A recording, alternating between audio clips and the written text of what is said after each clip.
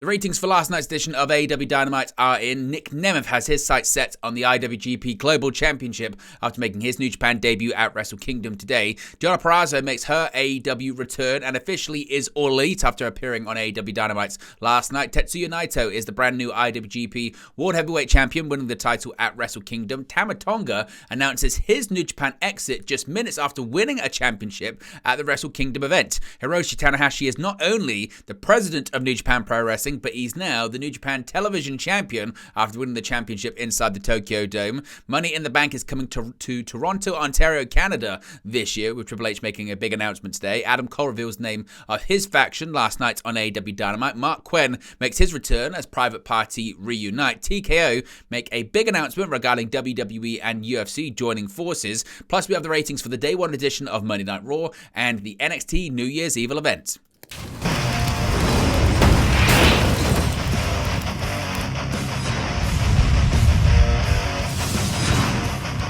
Hey guys, welcome back to Wrestling News 365. Hope everyone is doing very well. As always, there are plenty of news stories to get into in the world of professional wrestling. Let's start off talking about the ratings for AEW Dynamite on TBS. The ratings have just been released in the last couple of minutes or so at the time of this recording from TBS last night. Of course, it was the Wednesday, January 3rd edition of AEW Dynamite, the Fallout, the World's End post show, if you will. And this week's episode of AEW Dynamite drew 801,000 viewers with a 0.26 rating in the 18 to 49 demographic. Now, to have some comparison, when it comes to total viewership, it's actually down 5% from last week's 843,000 viewers. The episode versus the trailing 4 weeks is also down 3%. The trailing 4-week average was 823,000. In terms of the 18 to 49 demographic, this week's episode versus last week's was down a big 16% after last week had a 0.31 rating in the 18 to 49.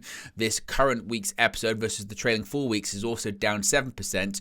Just to kind of give some comparison as well, when it comes to the average of this year versus last year as well, the current 2024 Q1 total viewership average, which is 801,000 versus the 2023 Q1 907,000, is down 16%. So AEW Dynamite down quite a lot in terms of the metrics this week. What did you make of the numbers? What did you make of the episode? Let me know your thoughts, as always, in the comments section below.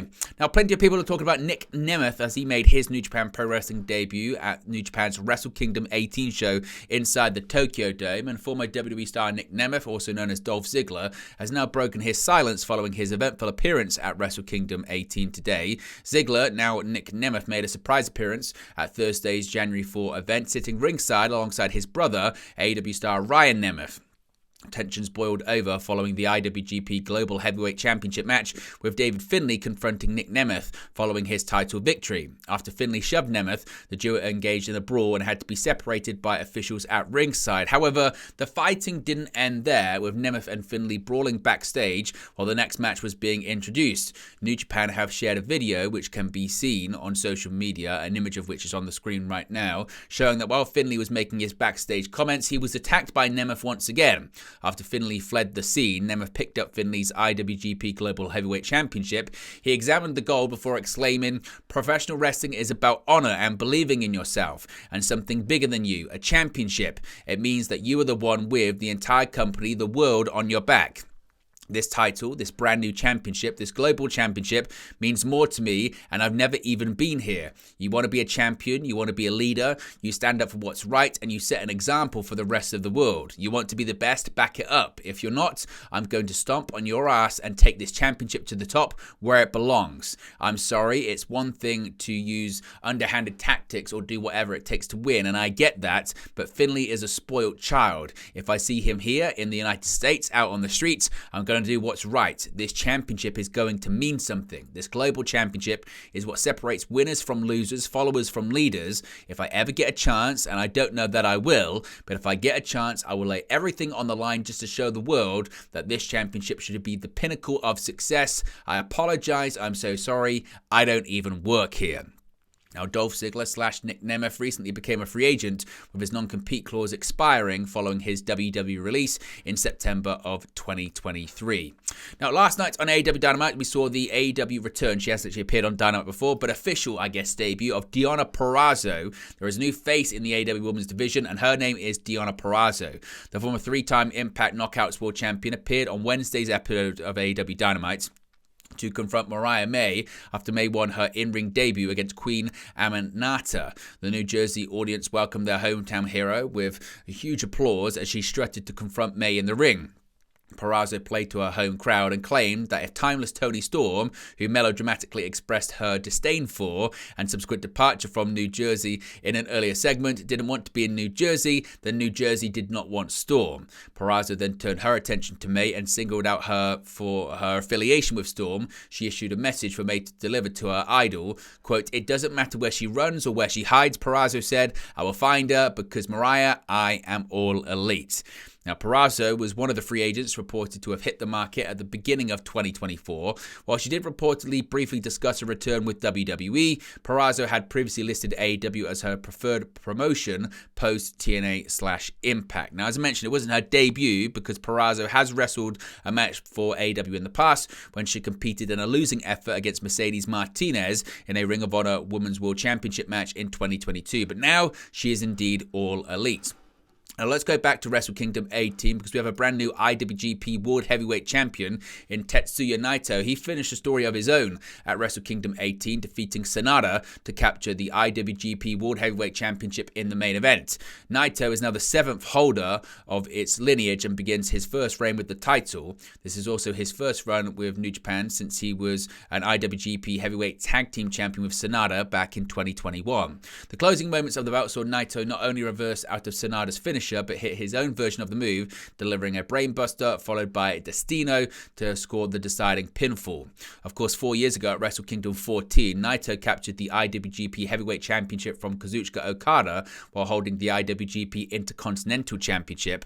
The Heavyweight and Intercontinental titles were later unified to form the IWGP World Heavyweight title, but that didn't happen until Kota Ibushi captured them from Naito at Wrestle Kingdom 15.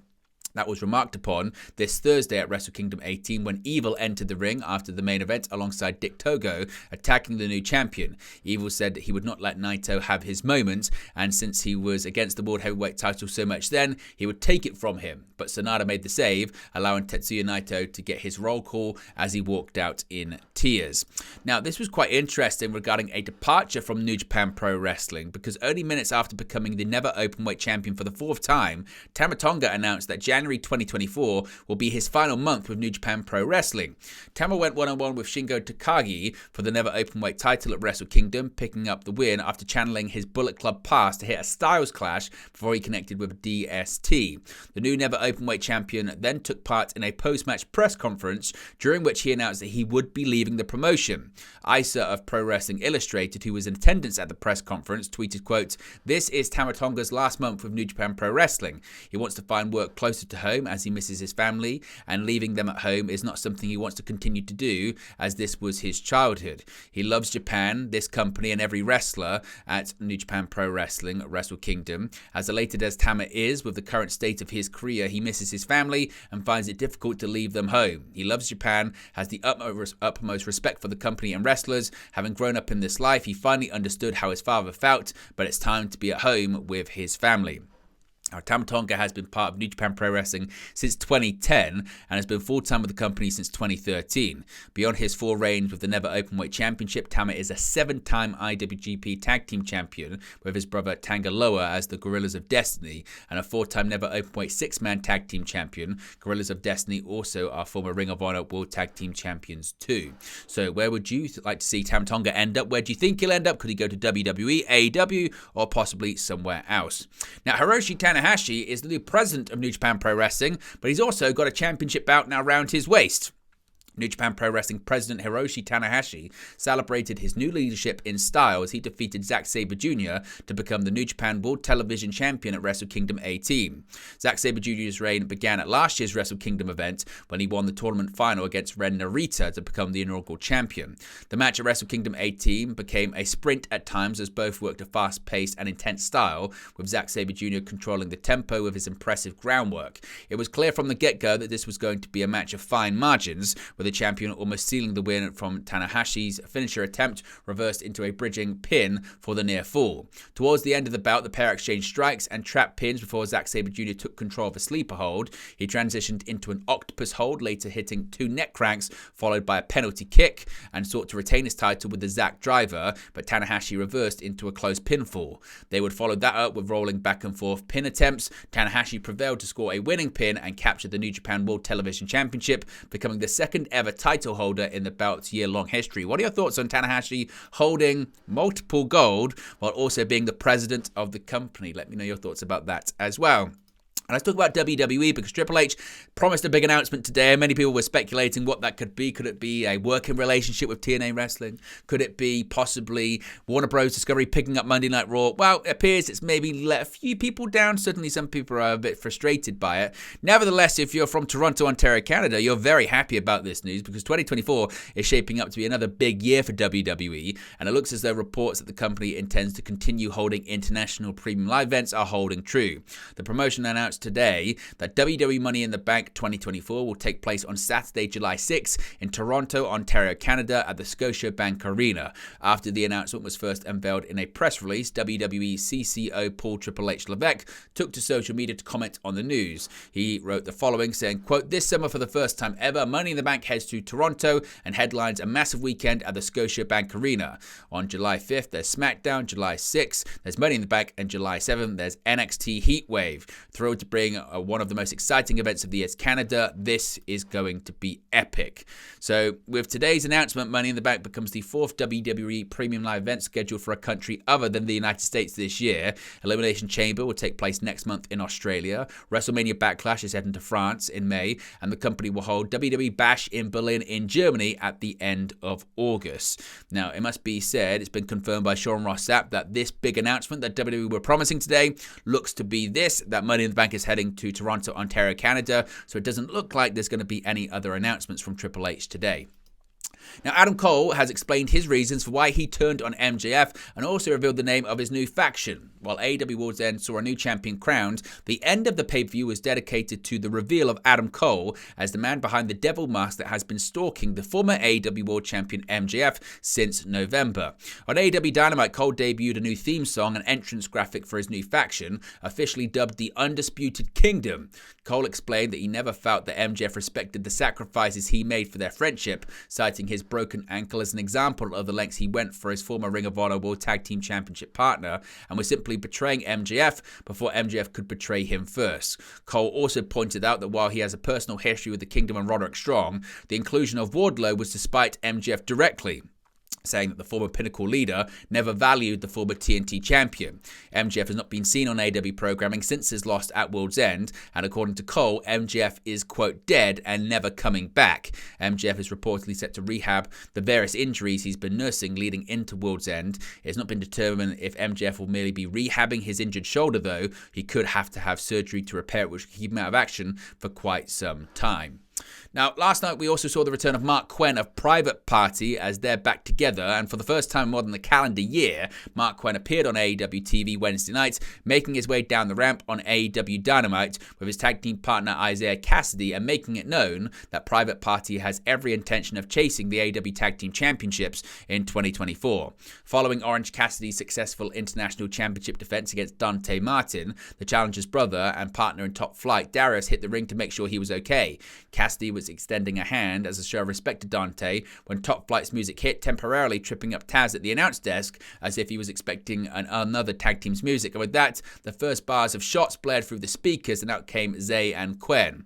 Once in the ring, Private Party put the tag team division on notice, pointing at Cassidy, Hook, and Danhausen, as well as Top Flight, before name-dropping the likes of FTR, the Young Bucks, and even the Hardys, under whom they were once proteges. Zay closed the segment by hinting at a run at Big Bill and Ricky Stark's title title, saying new year, new champs. Now, Quen last wrestled for AEW on Rampage in November of 2022, fighting alongside Zay in a losing effort against Jeff Jarrett and Jay Lethal before a reported shoulder injury put him on the shelf until the Wednesday night return. Now, TKO made a big announcement today regarding WWE and UFC and their partnership together. TKO Group Holdings today announced that it's going to be merging the WWE and UFC's global partnership teams into one. TKO claims that combining the two units will provide brands access to one of the most formidable sports marketing portfolios in the world. The premium sports and entertainment media conglomerate believes that, as one force, WWE and UFC can offer marketers a variety of enhanced benefits, including increased brand visibility and unique integration possibilities across WWE and UFC's leading content. TKO is aiming to leverage the global reach of both brands. Quote, since Endeavor acquired UFC in 2016, UFC's global partnerships business has become a significant growth area, Andrew Schleimer, TKO's CFO, said, and we believe WWE's partnership business has a similar potential. Together, UFC and WWE create sports marketing powerhouse with hundreds of live events per year and a reach that's equal to or better than the world's biggest sports properties. The newly integrated global partnerships team will offer premium brands the opportunity to integrate and activate within UFC's and WWE's extraordinarily popular content to engage their massive fan bases around the world. The new combined team will be led by Grant Norris-Jones, who has been promoted to EVP and head of global partnerships at TKO. In recent years, Norris-Jones has been an integral part of the UFC's global partnerships unit, driving the brand to 6 straight years of record revenue. He will work alongside Endeavor's partnerships executive Lou Koskovolis, who now takes on an expanded role as TKO's EVP of global partnerships. Following the conclusion of WrestleMania 39, it was announced that WWE and UFC would be merging under the Endeavor umbrella to form a new sports and entertainment company. 5 months later, TKO was officially founded and floated on the New York Stock Exchange. Finally, we got some ratings. First, when it comes to Monday Night Raw, the Day 1 edition of Raw, and The Rock's return to WWE at this past week's edition of Raw has seemingly given the show a huge boost in ratings, with 1.751 million viewers tuning in for the show.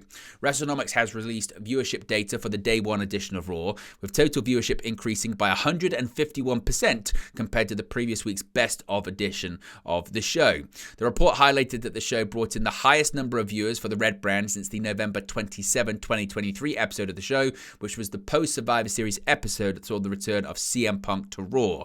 The first WWE show of 2024 also saw viewership rise in the key 18 to 49 demographic, with a 0.60 rating compared to the 0.18 the previous week. The January 1st edition of Raw also saw a 33% increase in viewership compared to the previous 4 weeks, while the key demographic was up 50% for the same metric. The Rock, making an unexpected comeback to WWE on the recent Raw, appears to have substantially elevated the ratings. The full segment of his return on WWE's YouTube page has amassed over 3.2 million views at the time of recording this. The main event, which was a match between Seth Rollins and Drew McIntyre for the World Heavyweight Championship, has also brought in big numbers for WWE, with a small portion of the match raking in 500,000 views on YouTube.